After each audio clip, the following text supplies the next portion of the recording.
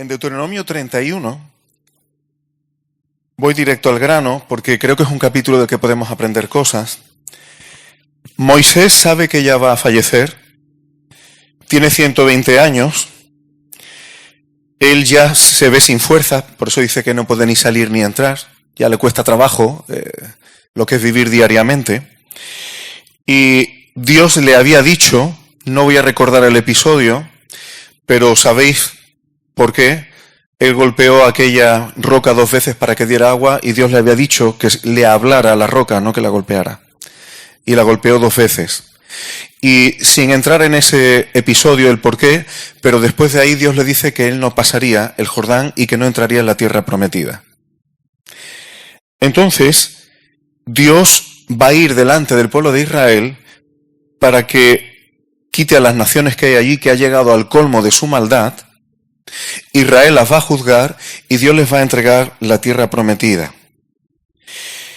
Dios va a ir delante de ellos y va a dar cumplimiento a la promesa que había hecho a los padres desde Abraham de que esa tierra la habrían de heredar.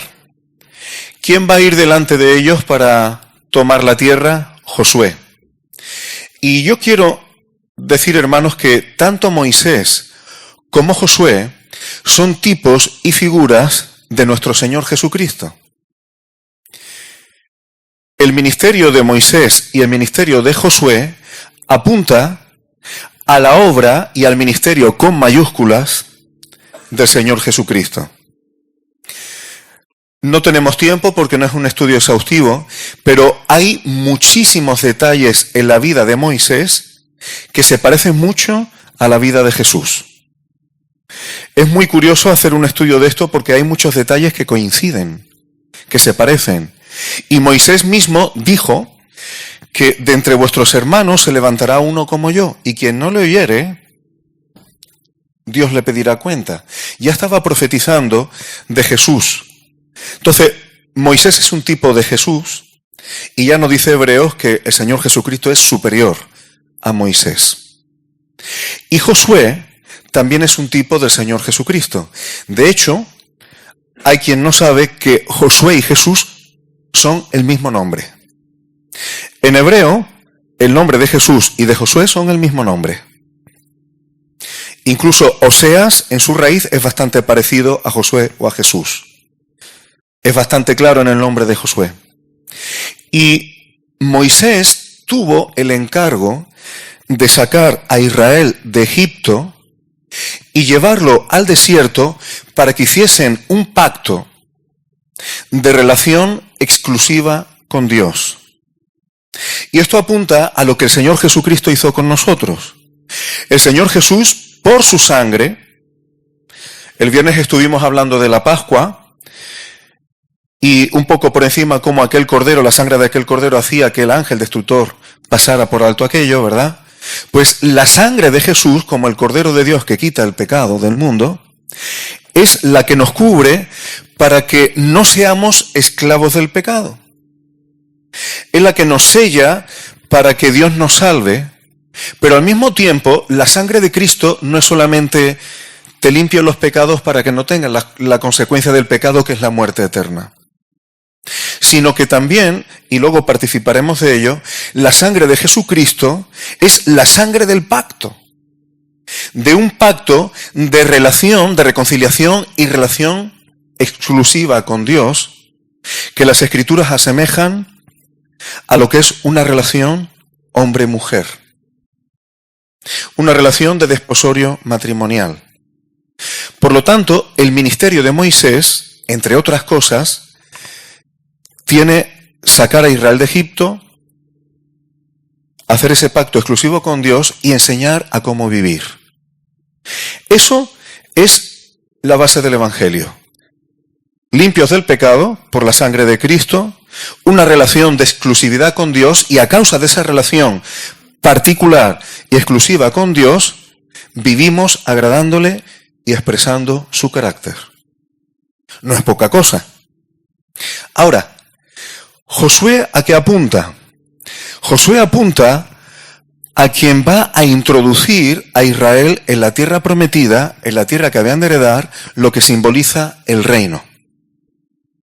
El Señor Jesús, cuando venga en su segunda venida, es el que nos va a introducir en el reino. Y eso va a ser de una forma sobrenatural.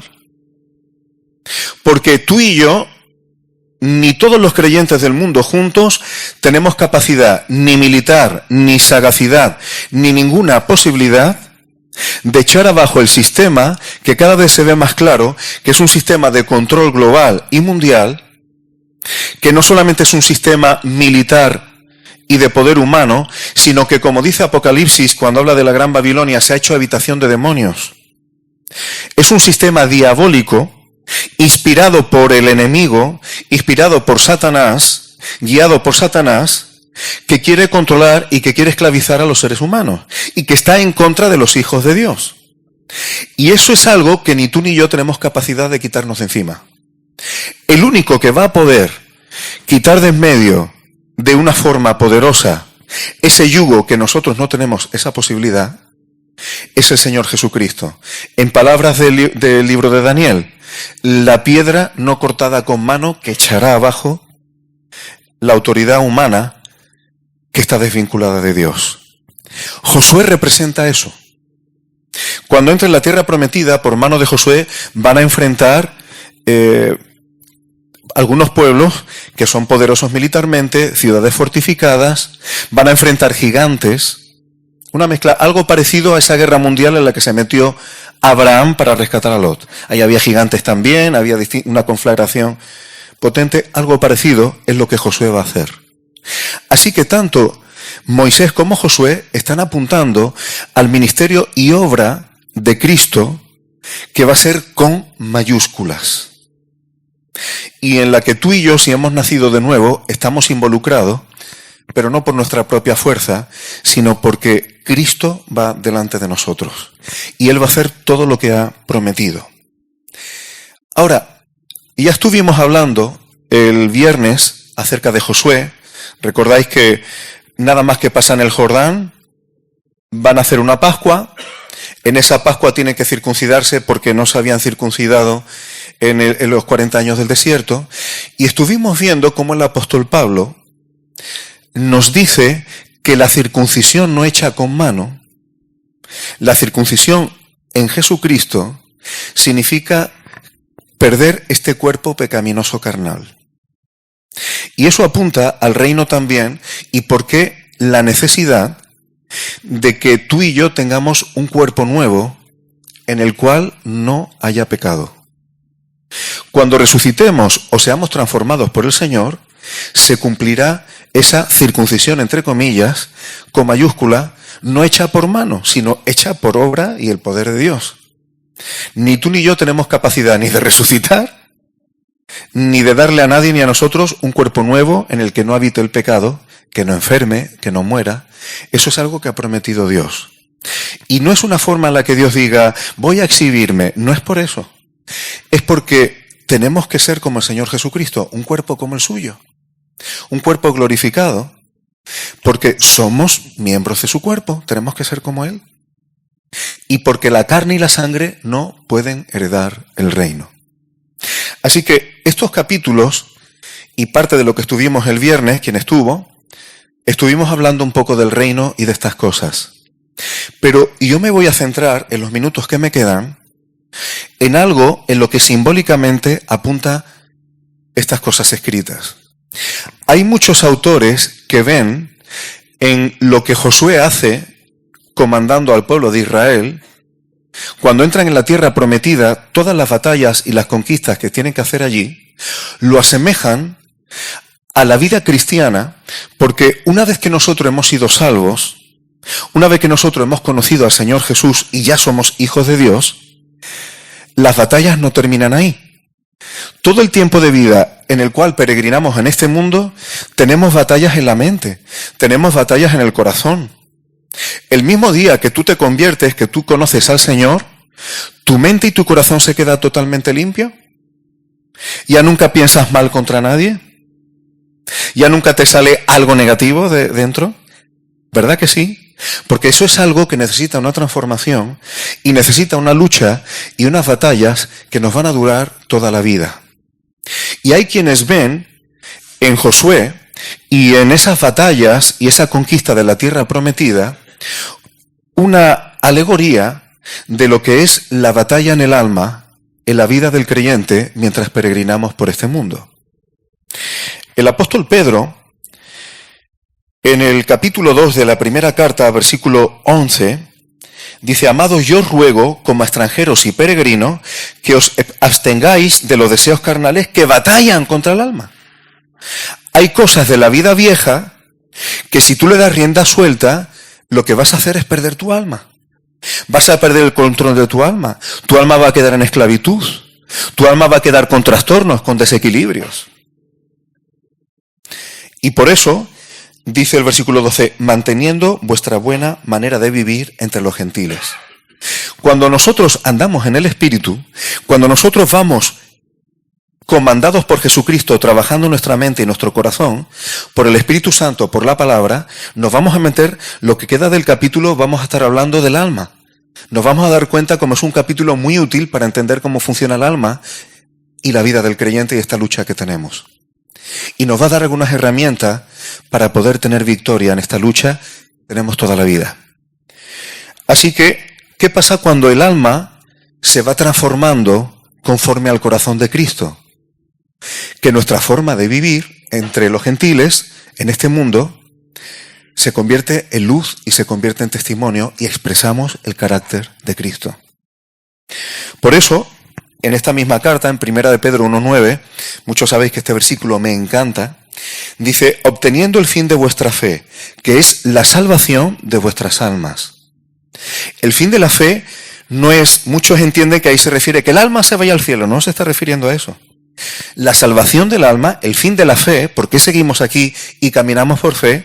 Es para que nuestra alma se apegue al Señor, se apegue a su voluntad, se apegue a su carácter. Y eso es un proceso, no es de un día para otro.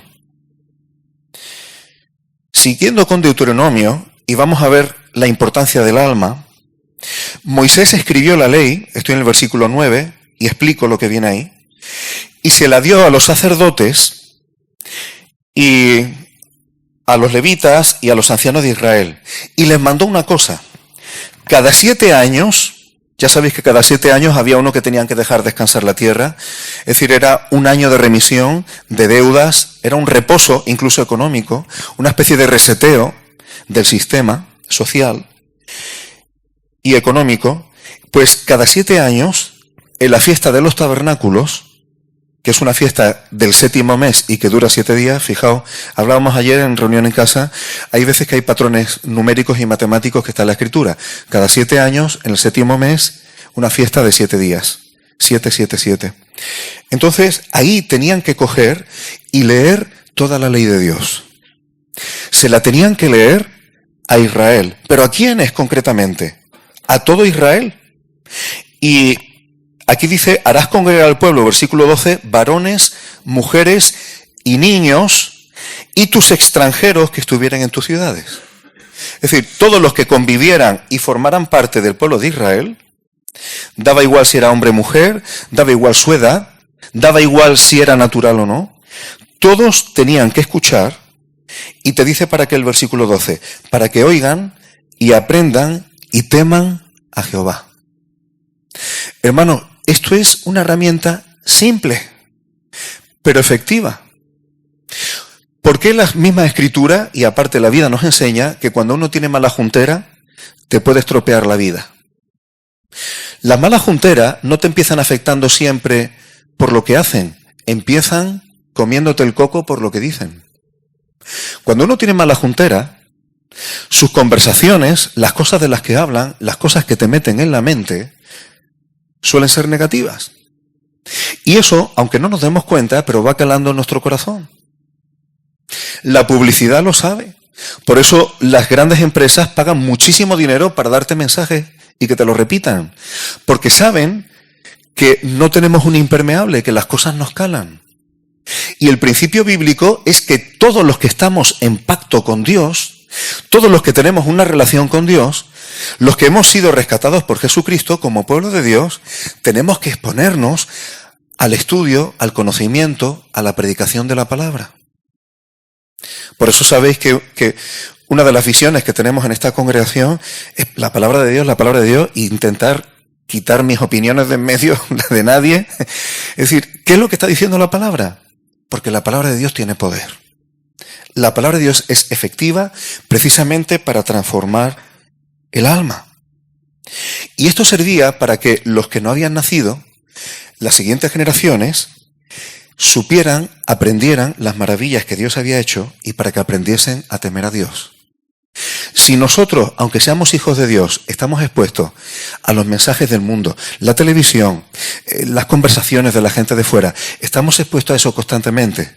Y cuando nos reunimos como iglesia, la palabra de Dios brilla por su ausencia y pensamos que la comunión es simplemente llevarnos bien y estar comiendo juntos y una vida social, se nos olvida de que necesitamos, cuando estamos juntos, que la palabra de Dios nos cale, porque transforma el alma.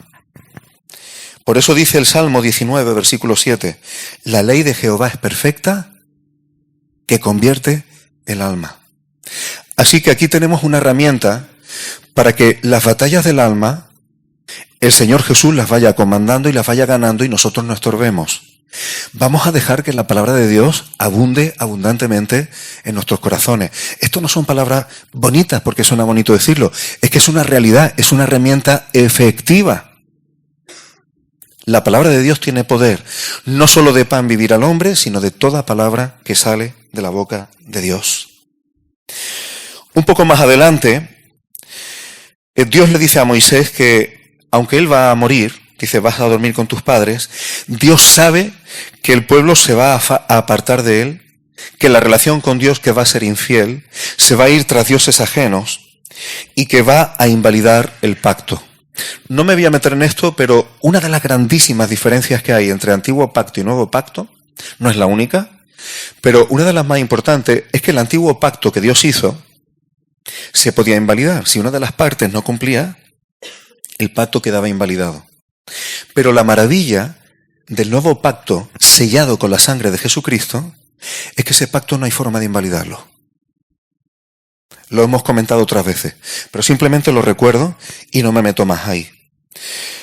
Entonces Dios le dice a Moisés que se van a ir detrás de otros dioses y que eso va a significar que él se va a irar contra ellos, que se va a encender su furor y que le van a venir problemas, males y angustias por haberse vuelto a dioses ajenos. Y el versículo 20 da una de las razones por la que van a hacer eso. Cuando entren en la tierra van a estar bien, es una tierra fértil, y dice, comerán y se saciarán y engordarán, y se volverán a dioses ajenos. Y por eso serán rebeldes a Dios e invalidarán el pacto, porque están muy bien.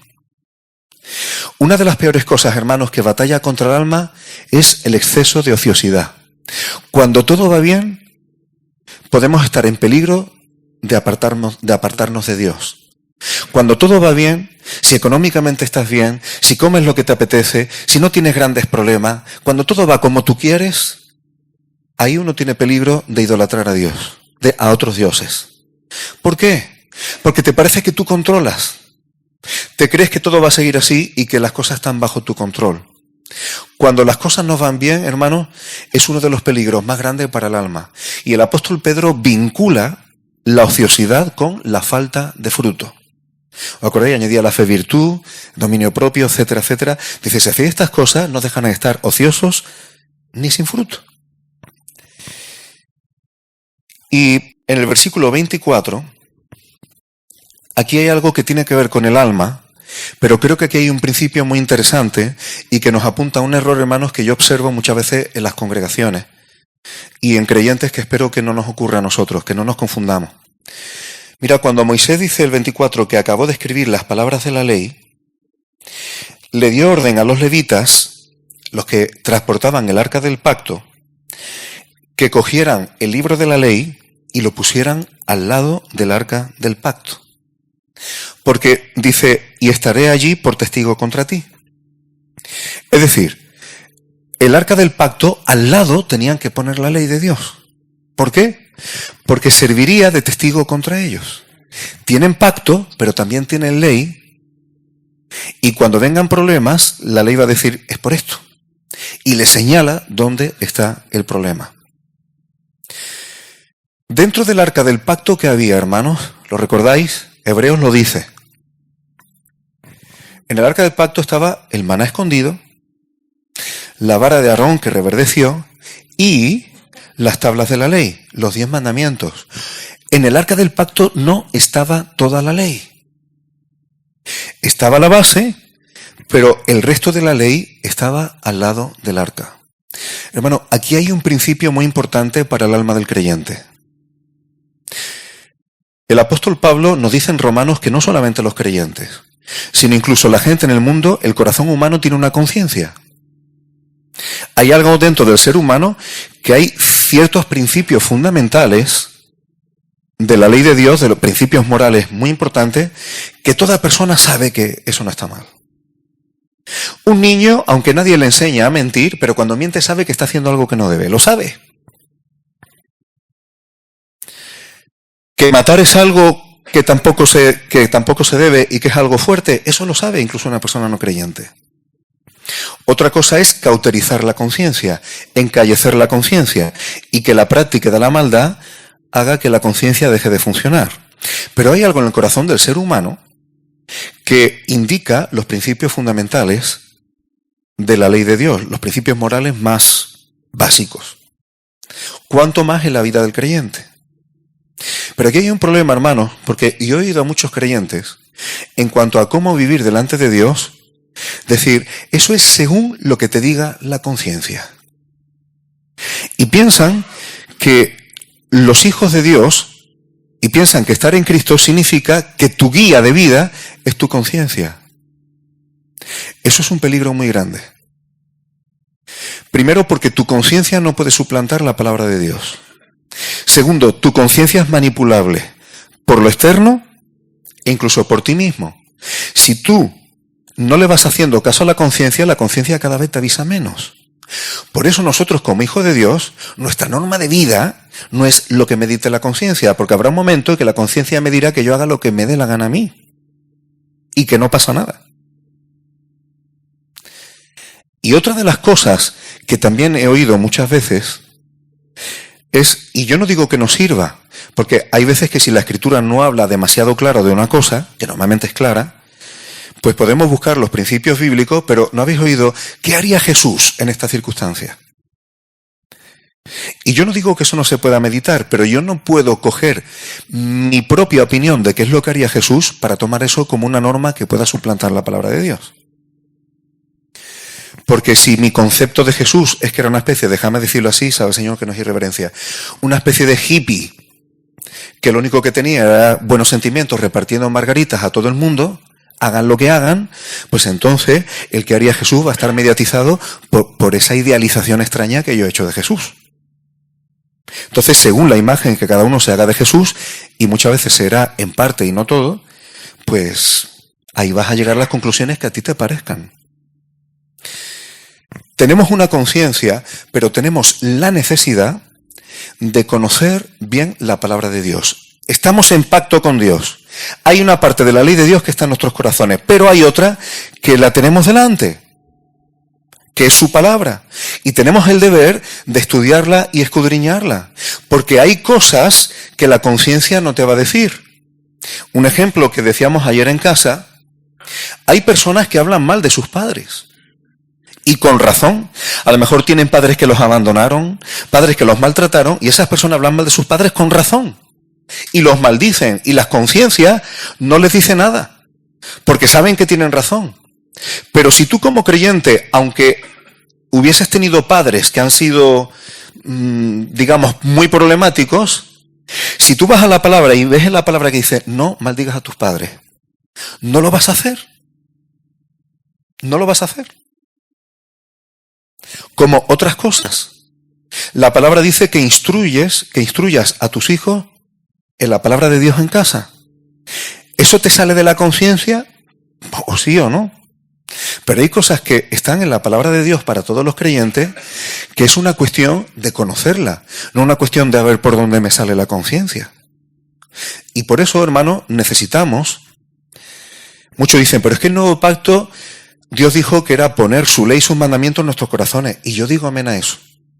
Pero el Señor Jesús dijo que el Espíritu Santo nos recordaría sus palabras. Es decir, no es, no conozcas mi palabra que el Espíritu Santo va a hacer que te brote. No. Tú recuerdas lo que sabes, o lo que alguna vez leíste o alguna vez estudiaste. Para que nosotros demos oportunidad a que el Espíritu Santo trabaje en nuestra alma en esa batalla, necesitamos conocer las Escrituras. Estudiar las Escrituras no es que es más teológico, no hay lucubraciones de filosofías teológicas, del sexo de los ángeles, historia. Eso no te cambia la vida, sino simplemente el sentido de lo que está diciendo la palabra de Dios y que el Espíritu Santo nos vaya recordando en cada situación que nos vayamos encontrando y nos lo va poniendo como algo fresco. Cuando eso ocurre, entonces pasa lo que dice, creo que en Hebreos, espero no equivocarme, pero creo que es Hebreo, cuando habla, los que no necesitan leche espiritual, dice que tienen sus sentidos ejercitados en el discernimiento de lo bueno y lo malo. ¿Eso cómo se ejercita? No es lo bueno o lo malo según yo pienso, es lo bueno y lo malo según dice, esto es bueno, esto es malo. Y eso se ejercita con el tiempo, es un trabajo del alma, el Espíritu Santo se involucra, pero no podemos dejar la palabra de Dios de lado. Eso nos puede garantizar de que el Señor vaya delante nuestra en esas batallas del alma para que obtengamos una victoria completa como creyentes en Cristo Jesús. Bendito sea su nombre.